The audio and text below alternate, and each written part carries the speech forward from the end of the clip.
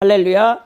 오늘 우리 주일 말씀은 베드로전서 4장 7절에서부터 11절 말씀, 만물의 마지막이 가까웠으리라는 제목으로 여러분들과 함께 은혜를 나눠보자 원합니다. 이 베드로 사도는 시련에 직면한 성도에 대한 격려와 공고의 목적으로 본서신을 기록했던 것을 보게 됩니다. 이 노마의 박해 속에서 신앙을 지키는 고난받은 성도들의 신앙을 염려하며 이 서신을 기록했던 것을 보게 됩니다. 이 서신의 초반에서는 불신자 이교도의 환경 속에 살고 있는 성도들의 일반적인 삶의 원칙을 얘기하고 있으며, 뒤에 마지막에서는 이 실제적인 박해 상황에서 시련을 당하고 있는 성도들에 대한 권면입니다. 이 베드로 사도는 박해를 불시험이라고 부르고 있습니다. 이 노마의 네로 황제의 박해 때 그리스도인들은 화형을 당했던 것을 보게 됩니다. 자, 믿음의 시련은 연단하는 불로서 이제 베드로 사도가 표현하면서 정말 우리가 어떠한 시련과 고난 속에서도 예수 그리스도를 배교하지 않고 끝까지 신앙을 지킬 수 있도록 이 베드로 전서를 통해서 초대교회 성도들을 이제 권면했던 것을 보게 됩니다. 우리 이제 그리스도인들이 세상을 사랑할 때 가장 큰 유혹과 문제는 이 세속화되어지는 것입니다. 우리는 이 세상이라는 세속의 풍습과 역사 속에서 머물지 않고 살아가기 때문입니다. 이 세속적인 것이 만연한 상황 속에서는 우리의 옛생활에 대한 유혹이 많기 때문에 타락의 위험이 항상 따라다닌다는 것입니다. 오늘 베드로 사도가 베드로전서 초반에 이방의 세속 문화가 어떤 문화인가, 음란하고 정욕적이고 술 취함과 방탕, 연락과 무법한 우상 숭배가 팽배했던 것을 얘기하는 것이죠. 헬라 그리스 문화의 종교의식은 항상 연락과 음란이 포함되어 있었습니다. 이처럼 우상 숭배하는 일은 성적 문란을 수반한다는 점에서 특히 하나님의 법에 철저히 위배되는 일이었던 것입니다. 베드로 사도는 당시에도 이방 종교로부터 기독교로 개종한 초신자 가운데 이런 이방인의 생활을 완전히 청산하지 못한 사람들이 많이 있었기 때문에 이 베드로전서 이 초반에서는 세속 문화에 물들지 말라라고 권면하고 있는 것을 보게 됩니다. 제가 몇 년 전에 이 청보사 민족기도원에 여름 상상 이제 집회를 갔어요. 그때 강사 목사님이 이 유진모 목사님이란 분이 있으셨는데, 그분이 자신의 아버지 그 목사님이 간증을 하더라고요. 어머니가 아주 예수님을 신실하게 믿는데 아버님이 그걸 엄청 못마땅해 여겼습니다. 아버지는 알코올 중독자였어요. 그래서 매일 술을 마시지 아니하면 살 수 없는 존재였습니다. 그러니까 이제 그 속에 악한 알코올 중독 그 배후에 악한 귀신이 들어가가지고 예수 그리스도를 신실하게 믿는 어머니를 그렇게 핍박을 하는 거예요. 금요 철야 예배 가운데 어머니가 예배를 가셨어요. 그러니까 아버지가 몰래 시카를 품에 들고 품에 감춰가지고 어머니 뒤를 쫓아 교회를 갔습니다. 이 아버지는 악한 사탄의 사주를 받아가지고 뭘 하려고 했냐면 이 아내를 그 자리에 교회당 안에서 죽이고, 그 다음에 담임 목사님을 죽이고 자신도 그 자리에서 자결하려고 그런 악한 생각을 품고, 그날도 술에 많이 취해가지고 시카를 숨겨가지고 교회 예배당 안에 들어갔어요. 이제 담임 목사님이 막 설교를 하는데 이 목사님이 110kg에 180cm가 넘는 거구한 장대한 이 부흥사 목사님이에요. 그런데 이 귀신 들려 알코올 중독자인 유주모 목사님 아버님께서 성도들 막 기도 철야 예배를 하면 예전에는 일일이 안수를 다 해주는 거예요. 이제 그 담임 목사님이 땀이 비 오듯이 젖어가지고 목사관실에서 옷을 갈아입으러 들어갔고, 성도들은 이제 집에 다 돌아갔어요. 마지막에 어머니가 예배당에서 딱 나오는데 아버지가 멱살을 확 잡고 다시 어머니를 예배당 안으로 데리고 와가지고 뒤에서 칼을 품고 담임 목사가 어딨냐? 담임 목사실로 인도해라. 딱 그랬어요. 그런데 그때 마침 옷을 딱 갈아입고 담임 목사님이 목사관실에서 딱 나왔습니다. 그래가지고는 그 장면을 보았겠죠. 근데 얼마나 성령이 충만한가. 예전 부흥사님들은 막 성령의 불덩어리잖아요. 그 장면을 보고도 겁을 내지 않고 탁탁 다가오셔가지고 갑자기 그 장대한 거구한 몸으로 손이 이렇게 큰데 그 아버지 머리를 확 눌러가지고 기도합시다. 그래가지고 기도를 세게 해주니까 갑자기 아버지가 이제 꼬꾸라진 거예요. 그래서 갑자기 성령께서 역사해가지고 눈물 콧물 다 쏟고 해계가 터진 거예요. 그 밤에. 그리고는 어머니와 함께 기도원에 가서 3일 금식 기도를 했습니다. 그리고 이제 집에 돌아오는데 이게 성령을 받았다고 해서 옛사람이 그동안 그 육신의 아버지를 잡고 있는 알코올 중독을 가져왔던 귀신이 가만히 있겠습니까? 딱 구멍가게 슈퍼 앞을 딱 지나가는데 술이 간절하게 생각나는 거죠. 아, 그래가지고는 가게 들어가가지고 거기 주인 아주머니한테 소주 2홉짜리 2병을 달라고 해가지고 그 자리에서 벌컥벌컥 마셨어요. 그러니까 갑자기 속에서 아이고 살았다 남자 목소리가 들렸어요. 깜짝 놀란 거죠. 그러니까 이제 악한 귀신이 금식하고 이 성령의 불덩어리를 받은 이주모 목사님 아버지가 술을 끓으면 자기가 그 속에서 머물러 있을 수 없기 때문에 죽을 망정이었는데 그때 딱 술을 마셔주니까 아 살았다 하고 귀신이 속에서 소리를 지르는 거죠. 자, 그래서 깜짝 놀래가지고 근데 빈속에 보식도 안 한 상태에서 금식을 3일이라고 소주 2홉짜리를 그 자리에서 벌컥벌컥 마시니까 갑자기 배가 뒤틀려가지고 화장실에 달려갔더니 막 핏덩어리를 막 쏟아내는 겁니다. 아, 그런데 이게 영적 전쟁이 장난이 아니에요. 이 성령, 기도에서 성령 충만하면 또 술을 안 마시다가 그냥 또 조금 약해지면 금방 여러분 구멍가게 달려가서 막 2홉짜리 소주를 그 자리에서 벌컥벌컥 마셔. 계속 반복되는 거예요. 이 영적 전쟁이. 아, 그런데 그 한 달도 술을 사러 막 달려가는데 속에서 어떤 남자의 목소리가 들려오는데 네가 이번에 술을 먹으면은 네 목숨을 취해갈 줄 알라 그래. 그 성령님의 음성이었죠. 처음에는 귀신의 음성이 들렸는데 이제 막 엎치락뒤치락 계속 반복적인 이 영적 전쟁에서 마지막 성령의 경고하니까 그때 사지가 벌벌벌 떨리더니 그때부터 아버지가 술을 마시지 않고 신실한 그리스도인으로 거듭나서 어머니와 함께 훌륭한 그리스도인이 되어졌다. 그 간증을 하시더라고요. 그러니까 여러분 우리가 처음 예수님 믿고 거룩해진다는 것이 보통 쉬운 일이 아니라는 거예요. 영적 전쟁이 치열한 가운데 있습니다. 이 베드로 사도가 베드로전서를 쓸 때 이 예수 그리스도를 알지 못한 이방인들이 예수 그리스도를 믿고 그것도 이제 이 환경적인 어마어마한 박해 속에 있는 거죠. 그런 가운데 너무나 쉽게 우리가 신앙을 포기할 수 있다는 것이죠. 우리가 가장 신앙생활에서 중요한 것은 이 믿음의 인내라는 거죠. 오늘날 성도들이 믿음의 인내를 여러분 하지 못해가지고 너무나 쉽게 신앙생활이 무너지는 것을 보게 됩니다. 제가 전에 또 우리 교회에 어떤 여자 집사님이 한 분 오셨어요. 64세 된 분인데 이분은 김양재 목사님이라고 해서 이제 가정치유 사역을 하시는 우리들 교회 그 교회에 다니시는 여자 집사님이에요. 네, 연세가 좀 있어요. 64세신데 을지로 상가하고 명동 쪽에서 여러분 이 건물 청소를 하러 다녀요.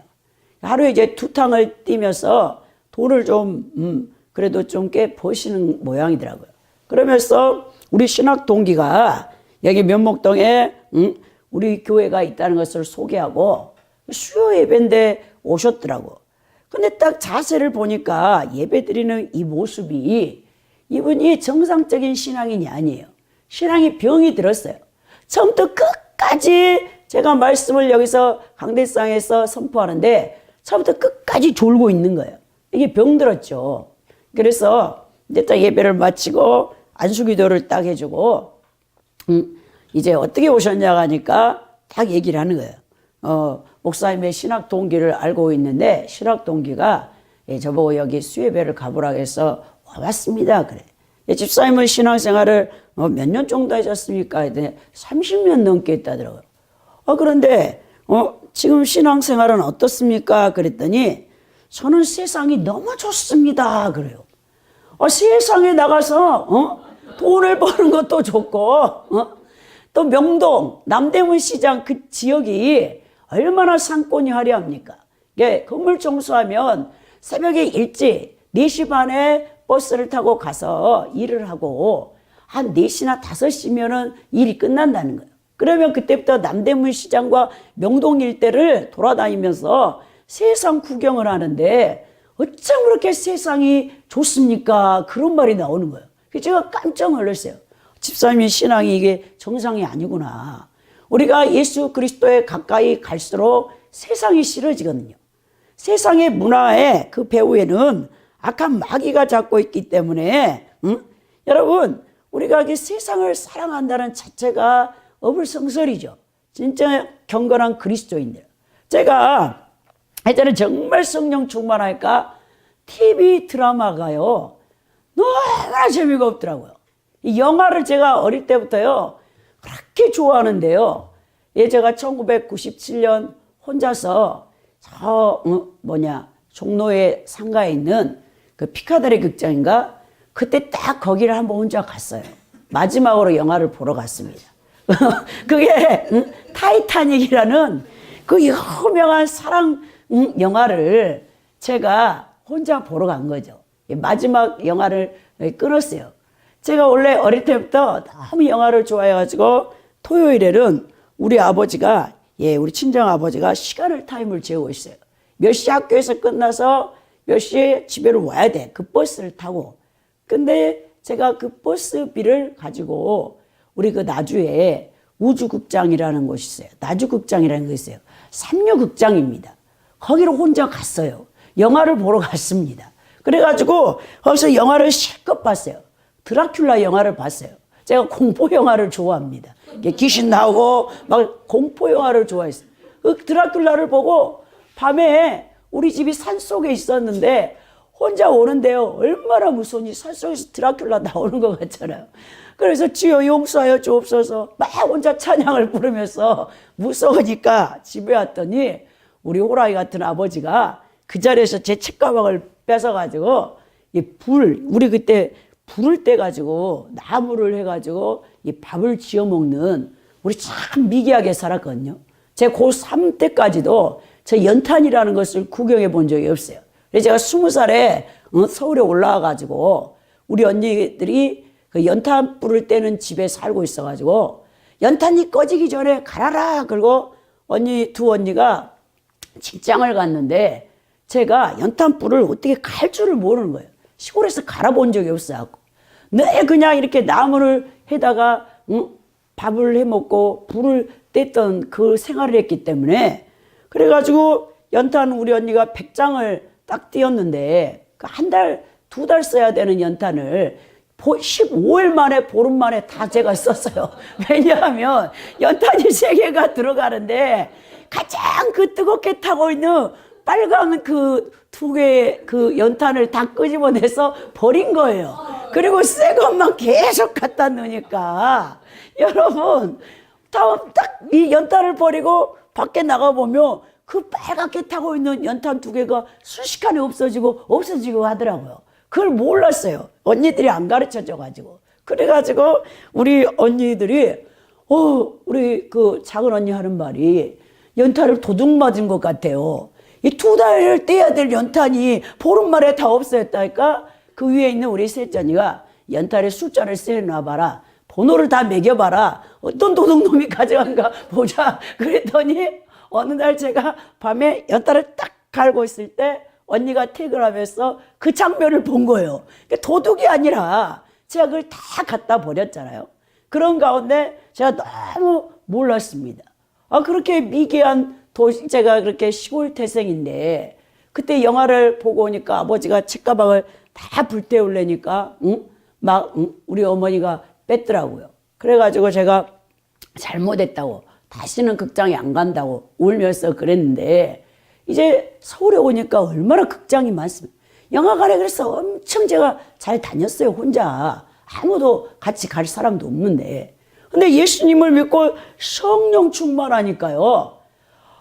TV 드라마가요. 얼마나 재미가 없고, 줄거리, 저거 진짜 삼류소설도 저런 건 없네. 그러고 영화를 보는데요. 영화가 왜 그렇게 재미없는 거예요? 그래서 제가 97년 마지막 타이타닉을 보고는 극장을 안 갔어요. 절대 안 갔어요. TV도 전혀 안 봤어요. 세상이 점점 싫어지더라고요. 오직 성경만 보고 말씀만 보고 그 다음부터 우리 하나님께서 10년 동안 도봉산에다가 갖다 놔가지고 별만 보게 해가지고 완전히 세상을 이제 끊어내는 그런 훈련을 받았는데요. 정말 세상이 좋다고 하는 그 집사님 말에 제가 충격을 받았어요. 근데 그분이 병이 들었어. 이제 절름발이에요. 영적으로 보면. 근데 조금만 더 있으면 2달이 다 못 쓸 그런 영적 상태가 되겠더라고요. 우리 교회 좀 와서 기도도 하고 같이 예배도 드리고 합시다 했더니 그 다음에는 안 나타났어요. 그분이 이제 세상에 완전히 나갔겠죠. 제가 또 아는 집사님은 20년을 넘게 교회를 열심히 다니다 요즘 교회를 방학했어요. 이제 교회 안 갑니다. 주일 성수도 하지 않아요. 이런 많은 사람들이 제 주변에는 있습니다. 한때는 예수님을 뜨겁게 믿고 사랑한다면서도 여러분 시간이 갈수록 예수님을 떠나서 세상으로 돌아가는 자들이 얼마나 많은지 모릅니다.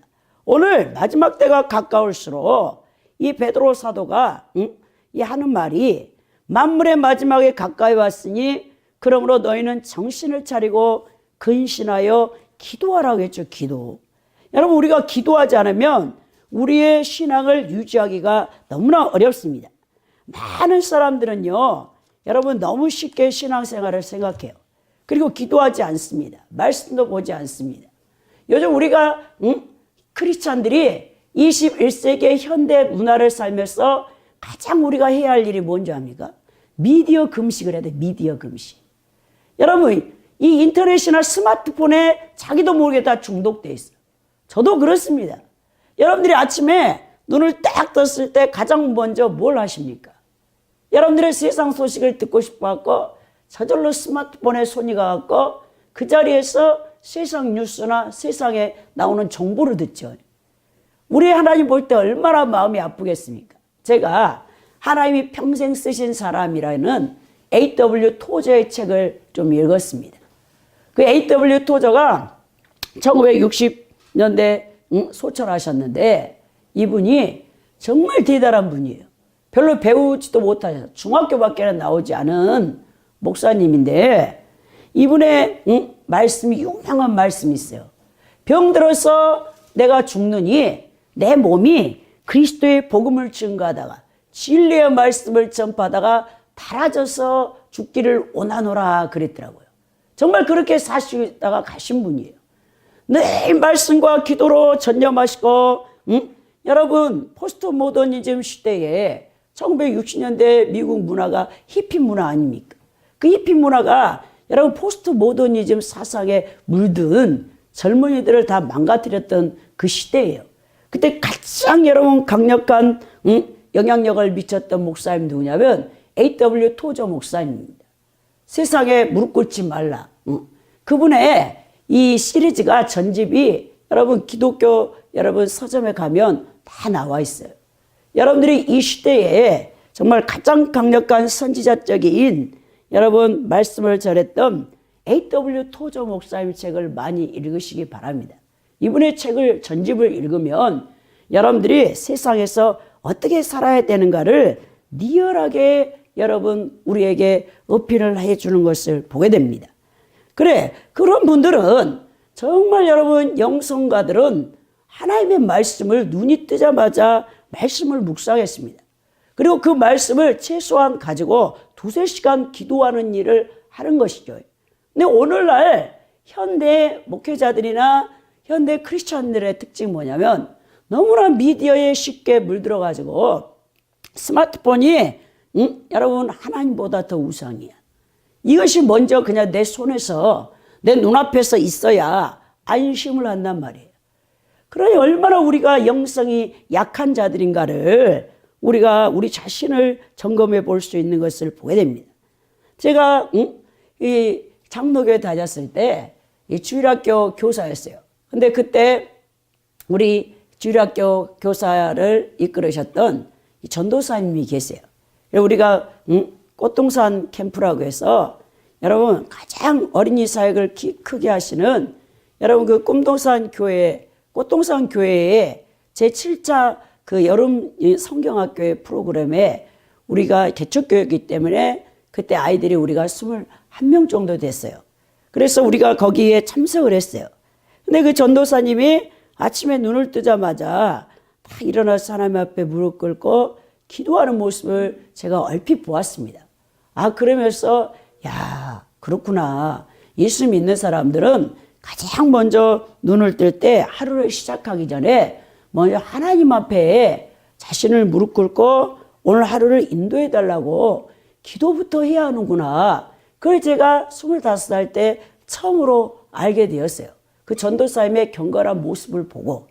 그러면서 야, 우리 그리스도인들은 항상 말씀과 기도로 살아야 되는데 오늘 너무나 쉽게 우리는 이 스마트폰과 인터넷과 미디어의 정보에 노출되어 있습니다. 그럼 우리 영성이요 완전히 바닥을 치는 거예요. 저도 정말 너무나 쉽게 네이버 기사나 이런 걸 많이 봐요. 전철 타고 가다 보면 오랜 시간 가다 보면은 저절로 그냥 여러분 네이버나 구글에 들어가갖고 한 뉴스가 뭔가 오늘 정보가 뭔가를 보았습니다. 아, 그랬더니 어제는 이 코피노에 대해서 나왔더라고. 코피노. 여러분들이 이 코피노라는 것을 들어봤는지 모르겠어요. 코리아의 남성과 필리핀 여성 사이에 태어난 아이를 코피노라고 하더라고요. 우리 나이따이아는 잘 알죠. 대한민국의 남성과 베트남 여성 사이에 태어난 이 세대들을 나이따이안이라고 그랬어요.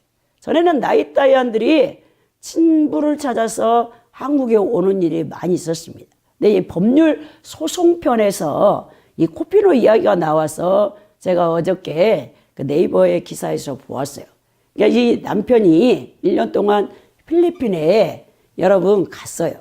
그리고 거기서 이제 직장에서 발령이 나갖고 갔는데 거기 어린 필리핀 여성과 1년 동안 동거하고 아이를 낳고는 다시 한국으로 와가지고 자기 부인에게 2 자녀가 있었습니다. 몇 년 동안 아무런 일이 없는 것처럼 지냈어요. 근데 이 필리핀 여성이 자기 아이의 친부를 찾아주기 위해서 친자 여러분 확인 이 소송이 걸린 거예요. 그러면서 여러분 이 가정에 코피노가 드러나게 된 거죠. 그래가지고 여자가 이제 더 이상 내 남편과는 살지 못한다. 배신을 했다는 거죠. 신뢰가 깨졌다는 것이죠. 내가 왜 더 화가 나냐면 이 필리핀에서 필리핀 어린 여성과 동거해서 아이를 낳았으면 한국에 와서 나에게 그런 얘기를 하든지 그렇게 했어야 되는데 무책임하게 여러분 2 모녀를 버리고 와서 아무렇지도 않게 생활을 했다는 것이죠.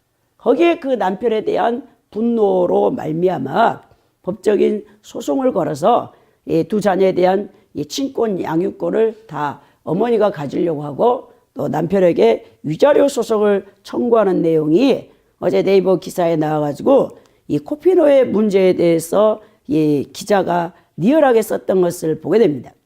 우리나라 남자분들이요, 특히 골프 여행 가는 사람들, 동남아로 가는 사람들 100% 여러분 필리핀의 어린 여성들 12살에서 20살 미만의 어린 여성들과 여러분 성관계를 가져가지고 여러분 그렇게 여행을 가는 것을 보게 됩니다. 그러면서 기자가 하는 말이 예전에 여러분 미국 군인들이 우리나라 양색시라고 했잖아요. 양공주들. 특히 동두천 그 일대에 미군 부대에 줄이 있었을 때 양공주들이 너무나 많았잖아요.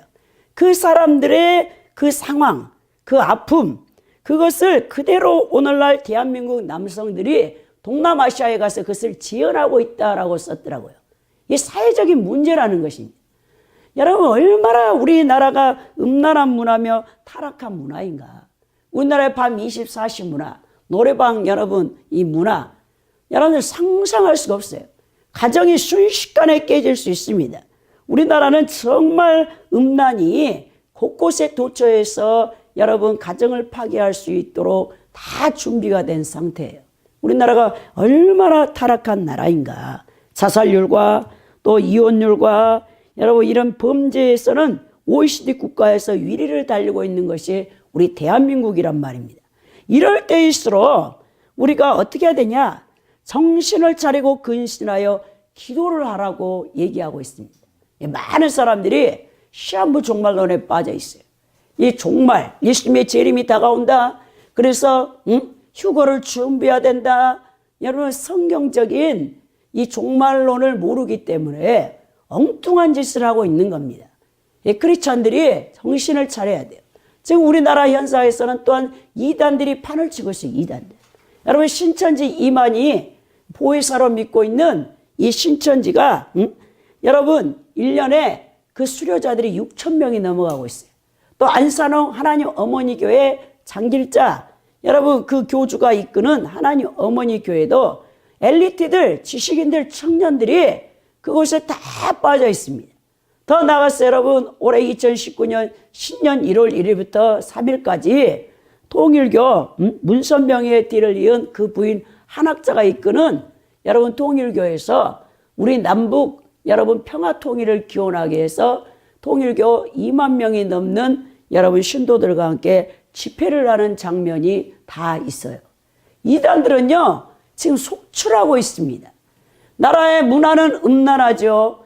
여러분 영적으로는 이단들이 판을 치고 있는 이 대한민국에서 우리 진정한 크리스찬들이 신앙생활을 바로 해야 되기 위해서 가장 먼저 우리가 정신을 차리지 않고는 우리가 이겨낼 수 없는 것이죠. 자, 그래서 우리가 정말 기도 생활을 열심히 해야 되는데 우리가 정말 기도하는 데는 어렵죠. 여러분 기도가 얼마나 어렵냐. 제가 예전에 세무서에서 이제 우리 지도 목사님을 도와서 직장 선교회를 이제 섬기고 있었어요. 그때 이제 지금 북전주 세무서에 계시는 김동주 계장님이라는 분이 있었어요. 이분이 오륜교회 기자로서 활동하고 있고 오륜교회 김으로 목사님이 자기 여러분 저기예요. 이제 처형의 이제 남편이죠. 자, 그러면서 둘이는 이렇게 동서지간이었어요. 근데 그 오륜교회에서 축출을 당했어요. 왜냐하면 이분이 왜 성경에서는 이 술 중독, 술을 먹지 말라, 뭐 방탕하다, 술 취하지 말라, 오직 성령의 충만을 받으라. 이제 에베소 5장 18장 같은 이제 바울 사도의 말은 있지만 아예 술을 마시지 말라 그런 부분은 없는데 그러면서 이제 김으로 목사님한테 이 한마디로 덤볐죠. 그랬더니 김으로 목사님이 제명을 시켜가지고 거기 상처를 받아가지고 지방으로 내려가가지고 북전주 세무서에서 그분이 근무하고 계시는데 이분이 중학교 때부터 미션 스쿨을 나왔어요. 그래가지고는 아주 머리가 영리합니다. 그 생명의 말씀사에 사비를 털어가지고 자기가 책을 막 내요. 남의 그 목사님들이나 신학자들의 의견을 짜집기 해가지고 막 주석을 자기가 쓰는 거예요. 그래서 우리한테 우리 신회 멤버들한테 다 한 권씩 나눠주는 거예요. 근데 그분이 얼마나 이게 모양새가 안 좋아. 신앙이 안 좋았죠.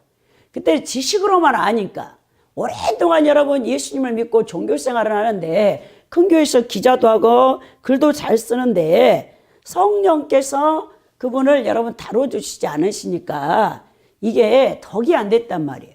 오늘날 제가 이제 우리 세무서에서 없어요. 제 자리에 없을 때 왔다 갔나 봐요. 그런데 우리 계장님, 우리 가장님, 또 우리 직원들이 출장을 가가지고 돌아오면 간식을 먹으려고 이 테이블에다가 올려놨었어요. 근데 갑자기 우리 그 계장님이 와가지고 그 간식을 혼자 다 먹고 있는 거예요. 그 과장님하고 우리 계장님이 도대체 저 사람이 누군가 그랬어요. 누구를 찾았냐니까 김필자 씨를 찾아왔다고 그랬다는 거예요. 그러니까는 우리 미스 김을 찾아왔다는데 그럼 누군가 그래가지고 혼자 떡을 절반을 다 먹고 갔어요. 그래가지고 경리 언니가 갑자기 뭐 책을 보니까 알겠더라고. 책을 딱 제 책상 위에다가 우리 그 계장님이 자기가 쓴 책을 갖다 놨기 때문에 누군지 알겠대요. 갑자기 계장님, 과장님이 저를 부르더니 아까 미스 김을 찾아온 사람이 아니 우리가 먹을 이 간식을 다 먹고 갔다는 거예요.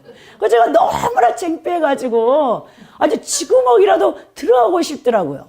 그리고 저 우리 세무사에 이제 말씀을 증거하시는 목사님이 오면 자기하고 이게 안 맞으면은 막 대들어요. 목사님한테 막 대들어요. 자기의 지식으로. 이게 통제불능이었어요. 근데 이제 어느 날 우리가 여름에 수련회를 간다니까 당신도 따라간대요. 좀 안 왔으면 좋겠더라고, 사실. 근데 자기가 돈을, 다 대겠대요. 그래가지고 이제 돈을 다 대가지고 막 여러 가지 많은 재료를 사가지고 우리가 이제, 경기도에 있는 청평에 있는 이 팔봉산 기도원에 가게 됐어요. 그래가지고 이제 목사님이 말씀을 증거하고 그 다음에 우리 보고 기도하라 했더니 이분이 딱 기도가 5분이에요, 5분. 여러분 5분 이상은 기도를 못 해요. 그러니까 이제 막 청년들은 다 방언받고 성령 받아가지고 막 2시간씩 3시간씩 앉아서 눈물 콧물 쏟고 기도하고 있는데 혼자 뒤에 앉아가지고 이거 언제 끝나나 아무리 기도를 많이 해도 5분 이상은 못하니까 지겹잖아요. 이제 방에 들어가고 잔 거예요. 그 다음에는 2차 수련회가 또 있었어요. 이번에는 계장님이 안 따라오겠지 했는데 이번에 좀 다른 것 같아. 이번에 반드시 수련회를 가야 된다는 거예요. 그래서 왜 또 따라오려고 하나? 오면 방해거리거든요.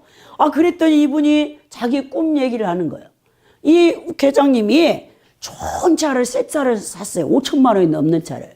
근데 밤새 어느 시골 동네를 갔는데 그 차가 없어졌다는 거예요. 그래서 꿈속에서 자기 차를 찾으려고 밤새 여러분 집집마다 돌아다니면서 내 차를 못 봤습니까? 못 봤습니까? 근데 그때 여러분 새벽이 돼가지고 닭이 꼭!끼요 하고 울더라는 거예요.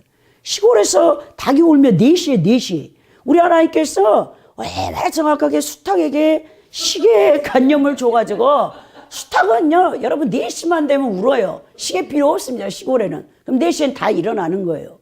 그랬더니 4시가 됐더래 새벽에 닭이 울었으니까 그때도 못 찾고 길가에 앉아가지고 신장로 길가에서 막 울면서 자기 차가 없어졌다고 우는데 하늘에서 청청병력 같은 소리가 나더니 네가 네 차 하나를 찾는데도 밤새 돌아다니면서 그렇게 찾아다니면서 네가 성령을 받고 기도하기를 원하면서 단 5분밖에 못하느냐 그러면서 하나님의 벼락 같은 여러분 그 경고의 음성을 들은 거예요.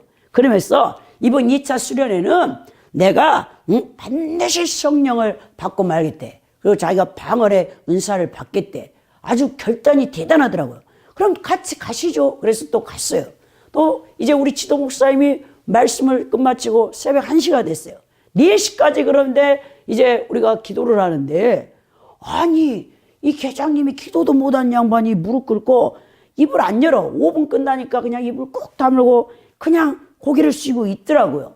제가요 가서 차라리 주무시지 부담스럽더라고요. 계속 지켜보고 있는데 그러면서 이제 2시 3시 되니까 청년들 지쳐가지고 숙소로 다 갔어. 그런 가운데 저하고 계장님만 딱 있는 거죠.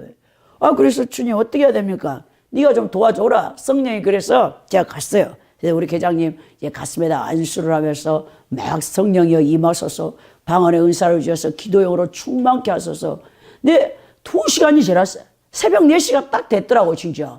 꿈에서도 새벽 4시에 다 울었다고 했잖아요. 새벽 4시가 딱 됐더니 갑자기 막 울기 시작하더니 아버지 그러더라고 우리 계장님 부르더라고요. 그랬더니 갑자기 혀가 네 바뀌면서 방언이 터진 거예요. 아니 그러더니 말은 이 계장님이 놀랍습니다. 그러니 사람이요 완전히 돌아버렸어요. 그렇게 아나무인이고 목사님도 없어요. 맨날 대들고 그랬다 했잖아요. 그런데 이분이 그때 성령 받고요, 방언기도 받고요. 그 다음날 우리 이제 식당이 있었거든요. 우리 세무서가 세 개의 이 세무서가 강남청사에 한 곳에 통합되어 있었고, 이 국세 상담팀 거기에 이제 우리 계장님이 거기서 근무하고 있었어요. 하루 2,000건, 3,000건 세무 이제 그것을 인터넷으로 다 받아서 상담하는 일을 하고 있었어요. 이게 밥을 먹지 않으면 안 되는 거잖아요. 계속 말을 해야 되는데. 근데 우리 식당에 나타나지 않았어요. 그래서 제가 계장님이 도대체 어떻게 된 거야? 수련회 끝난 다음에는 점심시간에 밥을 먹으러 식당을 안 내려오네 그랬어요. 열흘이 딱 지나가지고 안 되겠다고 제가 국세 상담 센터로 가봤어요. 10층이었거든요, 그때. 그랬더니 멀쩡하게 거기 계시더라고요. 계장님, 요즘에 점심 때 식사를 안 합니까? 그랬더니, 우리 하나님께서, 성령께서 내 안에서, 너는 앞으로 종교다원주의를 대항하기 위해서 내가 너를 종으로 쓸 것이다. 그 음성이 들렸다는 거예요. 그러면서, 아니, 한 끼도 안 먹으면 죽는 줄 아는 분이 열흘 금식을 했다는 거예요. 온전 금식을. 그러면서 상담을 다 받았다는 거예요. 그런 놀라운 일이 있었습니다. 여러분, 기도를 못하는데 우리 하나님께서 사모하는 자에게 주시잖아요. 그래서 계장님이 그때부터는 완전히 방언을 받아가지고 기도의 용사가 막 되는 거예요. 참 신기하죠. 여러분, 그래서 우리가 정말 정신을 차리고 지금 기도할 때인데, 우리가 정말 하나님 앞에 진실된 기도를 지금 할 때입니다. 여러분, 만물의 때가 가까울수록, 마지막이 가까울수록 정신을 차리고 깨어서 기도하라고 한 것을 보게 되는 거죠. 또 두 번째는 무엇보다 뜨겁게 서로 사랑할지니 그랬죠. 사랑은 허다한 죄를 덮는 죄를. 여러분, 우리가 마지막에 때일수록 여러분 죄가 관연할수록 사람들은 사랑이 식어집니다. 부부 간에도 사랑이 식어지고 자식과 부모 간에도 사랑이 식어지는 것을 보게 됩니다. 하나님과의 관계에서 기도가 필수적 요소라면 사람들과의 관계에서는 사랑이 필수적인 요소인 걸 봅니다. 우리가 가정, 직장, 교회, 사회, 공동체 속에서 무엇보다도 서로 사랑하는 일을 꾸준히 해야 한다는 것이죠. 오늘 사랑은 허다한 죄를 덮어주는 것으로 사랑으로서 모든 문제를 해결하게 된다겠어요. 근데 사랑의 이 구체적인 행위가 뭐냐면 서로 대접하라예요. 우리의 여러분 신약 성경에 또 여러분 신구약 성경의 황금률이 뭡니까? 마태복음 7장 12절입니다. 그러므로 무엇이든지 남에게 대접을 받고자 하는 대로 너희도 남을 대접하라, 그런 것을 보게 됩니다. 여러분, 이것이 율법이요 선지자니라 그랬죠. 여러분, 놀랍습니다. 여러분, 다른 사람에게 대접받고 싶은 대로 먼저 여러분들이 그 상대방을 대접해야 되는 거예요. 이 땅에 나그네로 사는 동안 의지할 곳 없는 형제, 자매들을 영접하며 후대해 주는 일은 매우 소중한 사랑의 표현입니다. 이 나그네 대접은 초대교회에 있어서 중요한 덕목 중에 하나였습니다. 왜냐, 초대교회 때는 순회 전도자들이 많았기 때문에 신실한 성도들은 복음 전도자들이 사역을 위하여 장소를 옮길 때 장소를 제공해 주거나 여러 가지 도움을 주기도 했던 것을 보게 됩니다. 그래서 바울사도가 마게도니아 첫성 여러분 빌립보에 가가지고 안식일을 지키려고 여러분 구별된 곳에 강가에 나갔어요. 거기 자주장사, 비단장사 누디아를 만나가지고 여러분 누디아의 집에서 빌립보 교회가 세워지는 것을 보게 되는 것이죠. 우리 주위에 있는 가족, 친지, 친구, 이웃들에게 하나님의 사랑을 나타내야 한다는 것이죠. 요한일서 4장 20절 21절에 누구든지 하나님을 사랑하노라 하고 그 형제를 미워하면 이는 거짓말하는 자니 보는 바 그 형제를 사랑하지 아니하는 자는 보지 못하는 바 하나님을 사랑할 수 없느니라. 우리가 이 계명을 주께 받았나니 하나님을 사랑하는 자는 또한 그 형제를 사랑할지니라 그랬죠. 그리고 또한 베드로 오늘 전서 4장 8절에 그러잖아요. 무엇보다 뜨겁게 사랑할지니 사랑은 허다한 죄를 덮느니라 그랬고, 바울사도가 디모데후서 3장 1절에서 5절에 말세 때는 사랑이 식어진다고 했습니다.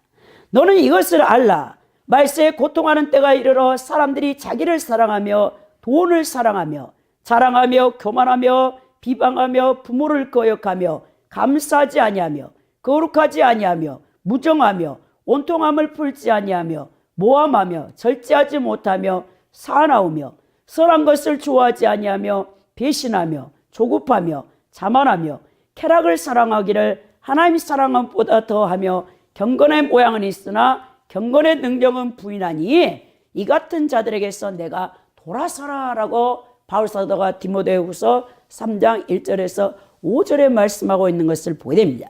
여러분, 세 번째로 마지막에 가까울수록 여러분들은 선한 청지기 같이 서로 봉사를 해야 됩니다. 원래 10절에 그 표현이 잘 나와 있죠. 각각 은사를 받은 대로 하나님의 여러 가지 은혜를 맡은 선한 청지기 같이 서로 봉사하라 그랬어요. 여러분, 이 각양 은사는 이 공동체 안에서 헌신되어지며 봉사할 때 이것이 나타나는 거예요.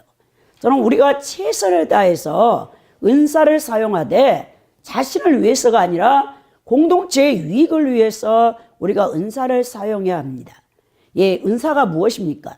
고린도전서 12장 4절에서부터 11절에 바울은 은사란 성령의 나타나심이라고 했어요. 또 고린도전서 12장 7절에서 각 사람에게 성령을 나타내심은 유익하게 하려 하심이라 그랬는데, 이 어떤 사람에게는 성령으로 말미암아 지혜의 말씀을, 어떤 사람에게는 같은 성령을 따라 지식의 말씀을, 다른 사람에게는 같은 성령으로 믿음을, 어떤 사람에게는 한 성령으로 병 고치는 은사를, 어떤 사람에게는 능력 행함을, 어떤 사람에게는 예언함을, 어떤 사람에게는 영들 분별함을, 다른 사람에게는 각종 방언 말함을, 어떤 사람에게는 방언들 통역함을 주시나니 이 모든 일은 같은 한 성령 행하사 그의 뜻대로 각 사람에게 나누어 주시는 것이냐고 바울사도가 고린도전서 12장 8절에서 11절에 말씀하고 있습니다. 또 에베소 4장 11절에서 12절에는 직임도 은사라고 얘기하면서 그가 어떤 사람은 사도로, 어떤 사람은 선지자로, 어떤 사람은 복음 전하는 자로, 어떤 사람은 목사 교사로 삼으셨으니 이는 성도를 온전하게 하여 봉사의 일을 하게 하며 그리스도의 몸을 세우려 하심이라 그랬죠.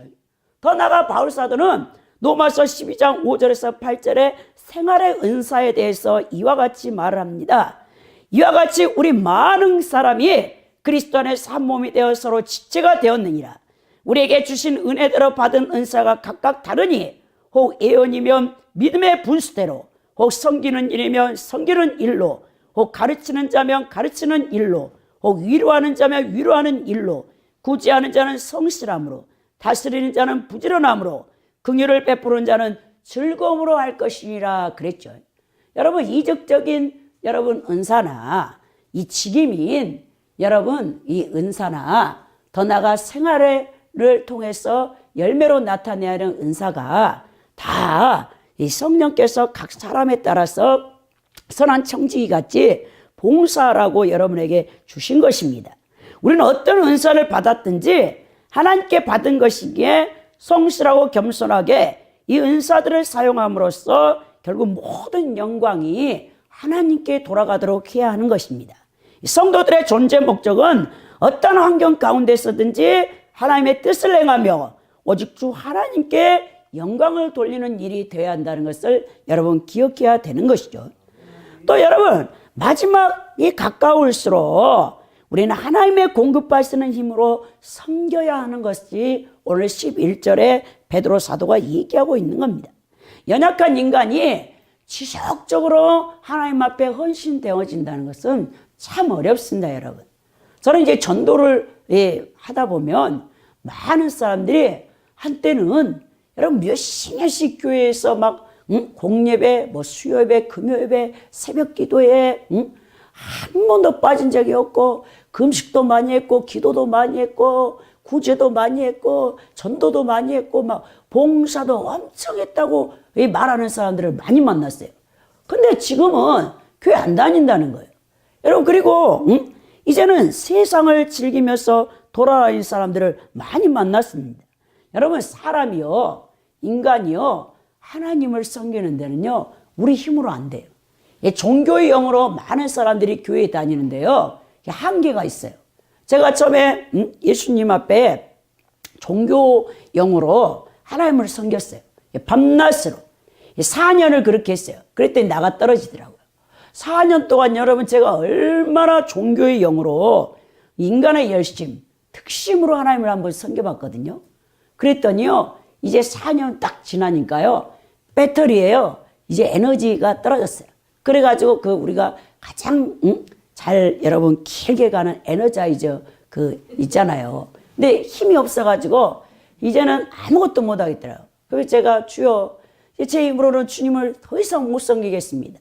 주님이 제 열심을 알아가지고 4년 동안 그래 네 열심으로 한번 열심히 섬겨봐라 하고 가만히 놔주셨어요. 그 다음에 제가 뭘 했냐면요, 아유 성령님이 계시다는데요, 이 성령 충만, 성령의 권능, 그 힘과 능력을 받으면 지치지 않는다는데요, 책에도 좀 그런 능력을 좀 줘보세요 하고 제가 그때부터 기도했어요.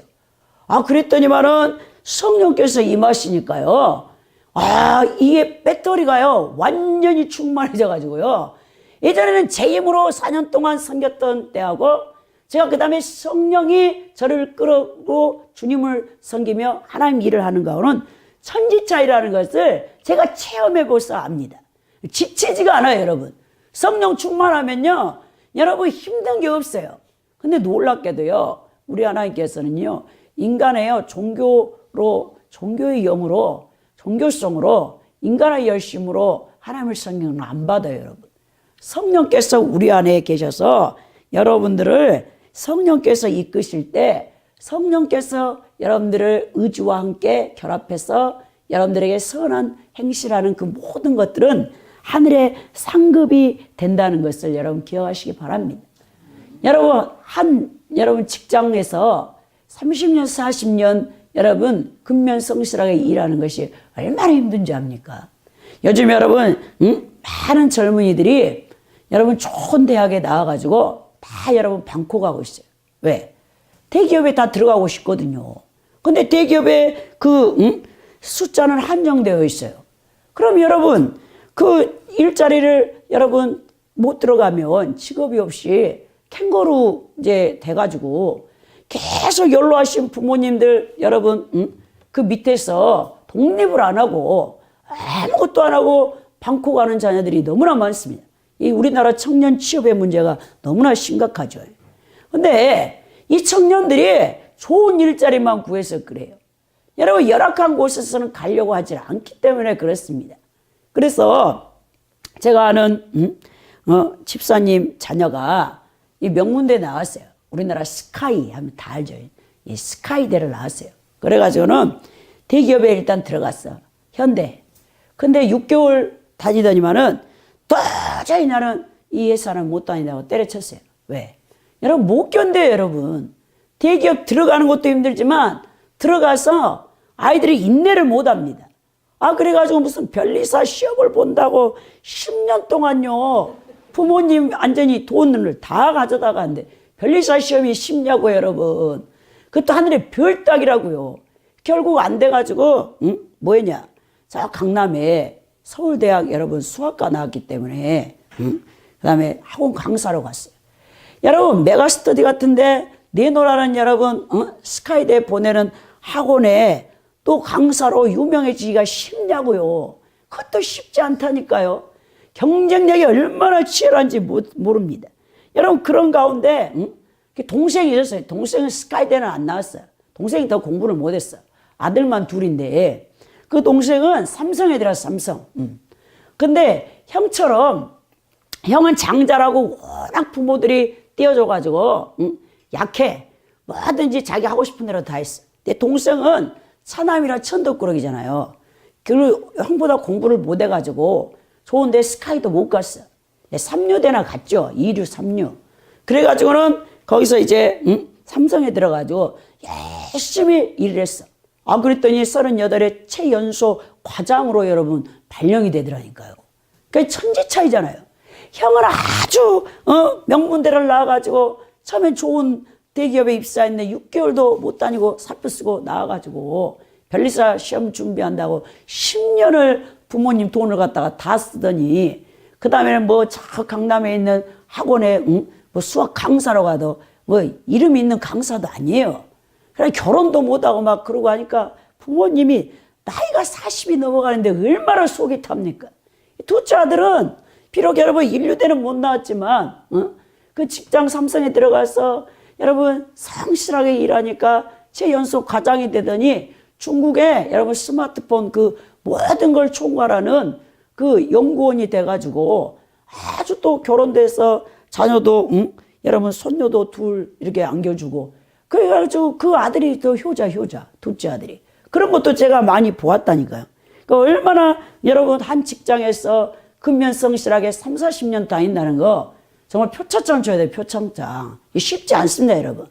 그것도 힘들지만 주님을 섬기는 일이 얼마나 여러분이 힘든지 압니까? 똑같은 페이스로.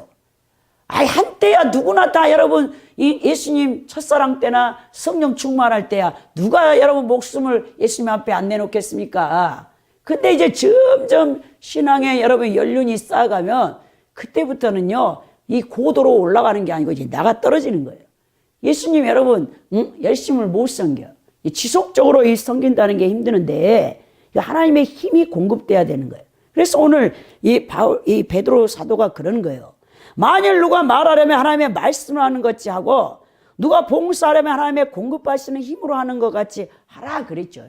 여러분 일단 우리 믿는 그리스도인들은 언어부터가 달라져야 돼. 하늘의 언어를 써야 돼.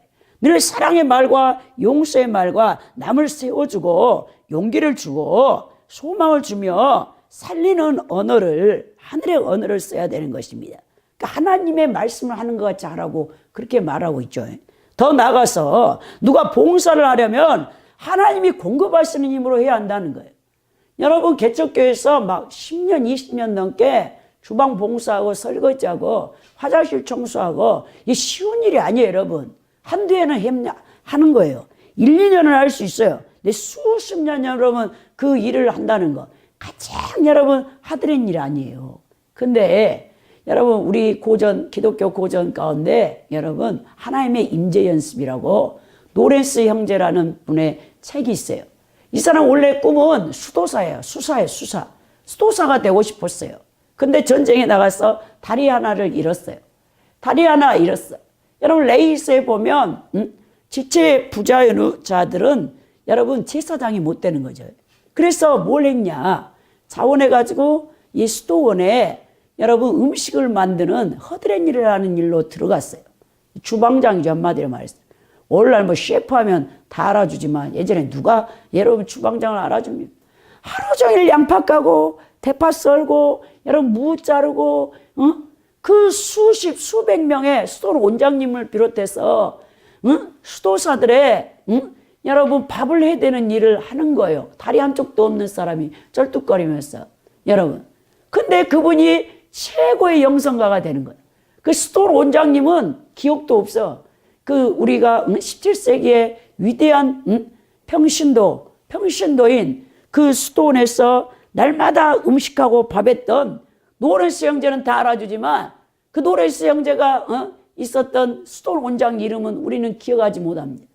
그분이 매일같이 양파를 까면서 대파를 까면서 제가 여러분 주일날 이제 밥을 하려고 딱 해보니까 양파를 깔 때 저절로 해계의 눈물이 나옵니다. 얼마나 눈이 맵든지 그냥 대파를 썰 때 그냥 해계의 눈물이 여러분 해계 눈물이 안 나오는 사람은 양파 하루에 몇십 개씩 까서 써세요. 그럼 눈물이 막 저절로 날 것입니다. 하나님 잘못했어요. 저절로 그게 되게 돼 있어요. 얼마나 눈이 맵든지 막 퉁퉁 부어가지고 그러는데 매일같이 노레스 형제가 그걸 하는 거예요. 그러면서 그분이 하나님의 임재 연습 그냥 수시로 하나님과 대화를 하는 거예요. 여러분 자기의 가장 열악한 환경에서 지금이야 이렇게 주방시설이 좋죠. 제가 지금도 생각하면 우리 시골에서요 제가 48년 49년 전에 우리 그 전라도 산골짜기에서 우물이 없어요. 여러분 우리 집마다 수도가 없어요. 이 동네에 딱 우물이 하나 있어요. 샘 우물이. 근데 아침밥을 해 먹든 저녁밥을 해 먹든 일단 뭘 해야 되냐? 물을 기르러 와야 된단 말입니다. 그래서 우리가 6자녀잖아요. 딸 6명이 큰언니부터 여러분 다 밖에서 하나씩을 이고 뭘 의로 가냐, 뭘 기르러 가냐, 물을 기르러 가요. 우리 집에서요 샘가가 너무 멀리 있었어요. 일단 여러분 예전에는 군부를 일단 뗍니다. 엄마가 너무 밤사이에 추웠잖아요. 나무 불 떼가지고 그 다 싣고 6 자매가 그 솜잎을 하나 갖고 서로 끌어당기고 추우니까 엄마가 일단 빨리 불 떼려고 하면 밥하기 전에 군부를 떼요. 솥단지 가면 솥단지에다가 물을 하나 채워갖고 뜨거운 물을 일단 끓이는데 뭐 해야 되냐? 물을 데피려면 샘에 가서 여러분 우물에 가서 물을 길러 와야 돼요. 매일 하는 일이 물 길러 가 6자녀가 6딸들이 다 물 한 통씩을 짊어지고 오는데 머리 이고 오는데 잘못 발 디뎠다 하면 물세례입니다. 얼마나 겨울에 추운지 몰라요. 그래가지고 그 물통에다가 항아리에다가 물을 다 채워놓으면 엄마가 밥을 해주고 했던 그 생각이 나더라고요. 아마 노레스 형제가 여러분 그 17세기에 수도원에서 여러분 음식을 만들 때 수도가 어디 있겠습니까 여러분? 맨 물 길러다가 했겠죠. 다리도 없는 사람이 쩔뚝거리면서. 그러면서도 완전 성화를 이룬 사람이라니까요. 우리가 얼마나 부끄러운 영성들을 갖고 있는지 현대 크리스찬들은 너무 편합니다. 야, 요즘 예전에 그 추우면 큰언니가 꼭 빨래 모아가지고 우리는 그 샘에 가가지고 고무장갑이 어디 있습니까? 손 후 불어가면서 큰언니가 그 빨래 해온 거 그거 생각해. 그래가지고 여러분 빨래줄에 넣으면 빨래 고드름이 쭉쭉 열려가지고 겨울에 있었던 그 장면이 막 생각난단 말이에요. 요즘은 세탁기가 그냥 알아서 다 돌려버리죠. 얼마나 편합니까 여러분? 이렇게 좋은 세상에 살면서도 우리가 너무나 원망불평이 많다는 것이죠. 손빨래 하는 사람 없어요. 저는 손빨래 합니다. 여기 세탁기 없잖아요. 그래서 손빨래 가지고 손 시려우면 얼른 뜨거운 물에 손 한번 담그고 이렇게 사는데 정말 우리가 이 마지막 때일수록 하나님을 제대로 섬겨야 되겠습니다. 예수님이 그랬어요. 예수님의 제자들은 반드시 고난을 받을 수밖에 없다고 했습니다. 마태복음 16장 24절 25절에 예수께서 제자들에게 이르실 때 누구든지 나를 따라오려거든 자기를 부인하고 자기 십자가를 지고 나를 따를 것이니라. 누구든지 제 목숨을 구원하고자 하면 잃을 것이요 누구든지 나를 위하여 제 목숨을 잃으면 찾으리라 그랬죠. 그리스도인들이 박해의 고난 가운데서도 기뻐해야 할 이유가 무엇입니까? 주님께서 영광 가운데 재림하실 때 우리가 그의 영광에 참여할 수 있기 때문이죠. 비록 이 땅에서 예수님 믿기에 육적으로 고통스럽지만 영광의 주와 함께 왕노릇할 것을 생각하면서 기쁨으로 우리가 고난을 받아야 된다는 것이죠. 근데 중요한 것은 우리 그리스도인들이 이 고난을 받을 때 여러분 복음 전파와 진리 때문에 고난을 받아야지 다른 이유로 고난을 받아서는 안 된다는 것입니다. 우리가 죄로 인하여 고난을 받아서는 안 돼요. 이 그리스도이라는 이름 때문에 고난을 받을 때 결코 살인자, 도둑자, 행악자, 불의한 자, 가늠한 자, 거짓말하는 자, 사기치는 자 등의 제목으로 고난을 받는 일은 없어야 한다는 것입니다. 그래서 우리가 정말 조심해야 돼요. 또 둘째, 우리가 고난은 심판의 전조임을 깨달아야 돼요. 베드로 사도는 하나님의 심판이 자기 백성들의 태만을 벌함으로 시작된다는 선지자들의 사상을 이어받아서 오늘날 신자들이 당하는 고난을 심판의 전조로 보고 있습니다. 복음을 거부하고 불순종하는 불신자들의 최후로 받을 심판은 그럼 과연 어떻겠습니까? 종말 시대에 살고 있는 성도들은 구원의 반열에서 떨어져 나가지 않도록 깨어있는 신앙생활을 해야 한다는 것이죠. 또 하나님의 경륜 가운데 고난을 받는 성도들은 끝까지 선행에 힘쓰고 신실하신 창조자 하나님께 모든 것을 의탁해야 됩니다. 마치 예수님께서 십자가 위에서 하나님께 영혼을 부탁하셨듯이 박해받은 성도들은 순교의 위협 속에서도 담대하게 선을 행하며 신앙의 의지를 지켜나가야 되는 것입니다. 결론적으로 만물의 마지막 때가 가까웠습니다. 주님의 재림이 가까울수록 우리는 신앙의 잠에서 깨어나야 하며 서로 뜨겁게 사랑해야 하며 하나님이 주신 은혜와 은사대로 선한 청지기가 되어 서로 섬기며 무엇보다도 주님이 공급하시는 그 능력으로 하나님의 말씀을 하는 것 같은 덕스러운 말과 봉사를 해야 한다는 것입니다. 잘못된 시한부 종말론에 빠져서 말초신경을 자극하는 이상한 말씀에 현혹되어 가정, 직장, 일상생활을 등한시하지 말고 하루하루의 일상생활에서 거룩하게 구별된 그리스도인이 되어져서 성실하고 부지런하게 또 책임감 있게 최선을 다하는 삶을 살아야 된다는 것이죠. 자, 믿음의 주여 온전케 하신 예수 그리스도를 바라보며 우리가 섬길 때 이 땅에서 우리 그리스도인들의 인생에서 주님을 섬기고 이웃을 섬기며 고난받았던 모든 수고와 흘린 모든 눈물과 핍박은 주님의 심판대 앞에 섰을 때 반드시 여러분들에게 멸류관과 상급으로 주어질 줄 믿습니다. 모두가 성령 충만받고 믿음으로 신앙생활을 우리가 정말 게을리하지 아니하고 더욱더 열심으로 주를 섬기는 우리의 열방 성교계 성도들이 되기를 예수 그리스도의 이름으로 축원드립니다.